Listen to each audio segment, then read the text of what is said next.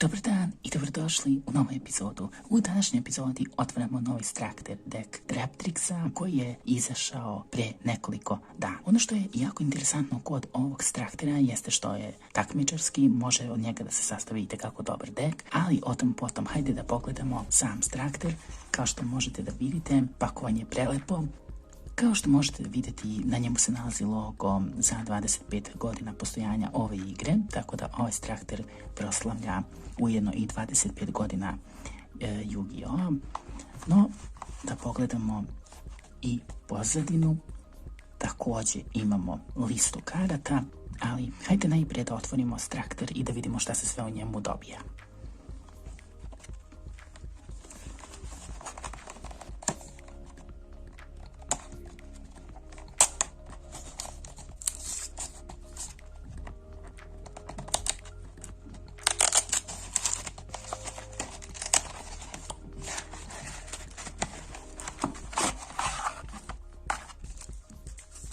Tu je playmat, tu je sam Traktor, ništa od ostalih stvari nema. Ajde da vidimo kakav je playmat.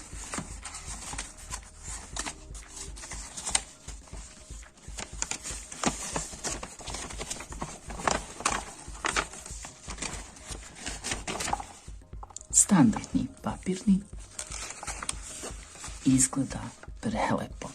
Inače ćete imati u samom videu celu sliku playmata, kako izgleda, da ne bismo sad previše dužili. Ali ovdje imamo pozadi i neke artove i objašnjenja kako možete da koristite sam Traktor. I sada ono najbitnije, a to je sam Traktor. Hajde da ga otvorimo.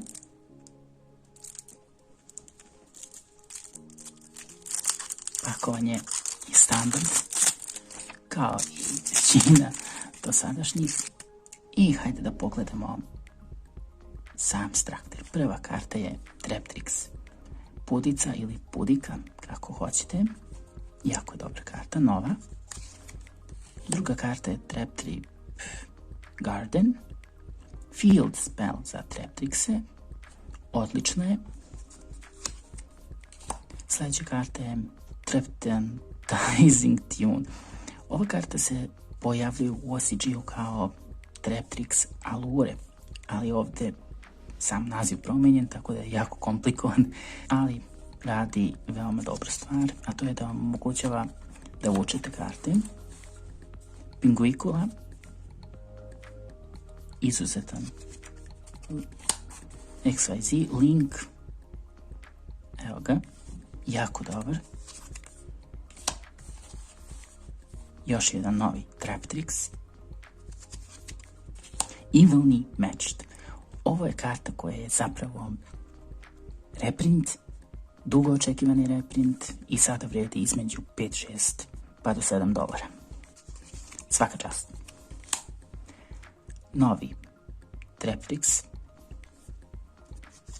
Inače jako dobra karta. Ovdje dolazimo do reprinta, a to je Artrex, koji je svima poznat. Marmilio, još jedan Traptrix koji je reprint. Dionea reprint. Genelisea reprint. Još jedan reprint. Ovdje dolazimo do Kaijua. Imamo ih dva. Side karta koja je fenomenalna. Također reprint Resonance Insect. Lonefire Blossom. Također reprint. Ash Blossom i Joint Spring. Još jedan reprint. Rose Lover. Još jedan reprint. Magnite reprinti.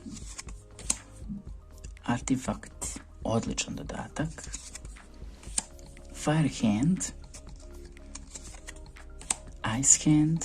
Inače, handovi su se pojavili u vrijeme kada su i Traptrixi bili jako igrani, pa je nastao od njih jedan jako lep deka, zove se Traptrix Artifact Hand. Kombinacija Traptrixa, ovih handova i artefakt. Thunder Hand. Još jedan reprint. Raigeki. Svaka čast na ovom reprintu. Većina igrača ne može da nabavi neku foilovanu verziju, tako da, eto, još jedan reprint. Harpy's Father Duster. Konačno reprint kao common. Jako dugo vremena je trebalo da se ovo reprintuje. Nova Traptrix karta, to jest novi Trap Hall. Terrifying Trap Hall Nightmare. Ukoliko ste imali priliku da vidite naše videe, mogli ste da vidite i efekt, tako da nećemo da ponavljamo. Trap Hall, standard. Bottomless Trap Hall. 2 Trap Halla. Void Trap Hall. Trap Hall Nightmare. Floodgate Trap Hall. Digger Trap Hall. Odličan reprint. Trap Trick, također odličan reprint. Stvarno su se potrudili da ovaj deck bude izuzetan. Phantom Knight of Shade. Artifact Sanctum, odlična karta, ako ništa drugo, za sajt. Naturia Sacred Tree. I dolazimo do XYZ-e, koji su zapravo i jako bitni u ovom deku, a to je Traptrix Refleja.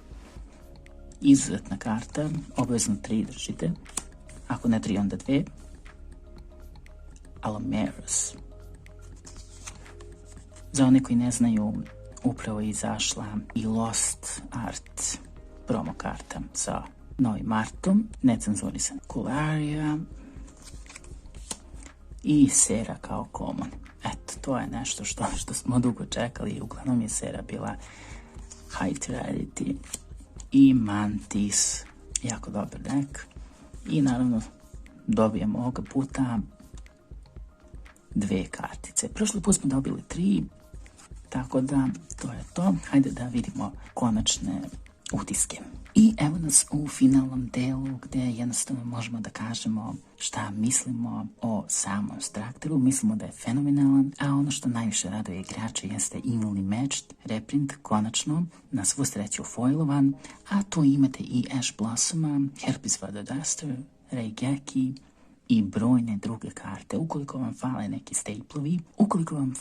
staplovi, ovo je izuzetna prilika da ih nabavite u ovom Structure-u. I naravno imate te neke nove karte koji su super za same Traptrixe, što je izuzetno dobro ukoliko volite tematske dekove. U svakom slučaju važi isto pravilo kao i za sve ostale Structure dekove do sada, a to je da kupite 3 Structure-a i imat ćete pravi turnirski dek. Stvarno, zaista fenomenalno. To bi bilo to za ovaj video, nadamo se da ste uživali, a mi se vidimo u nekom narednom otvaranju ili nekoj narednoj epizodi deck buildinga. Vidimo se, veliki pozdrav!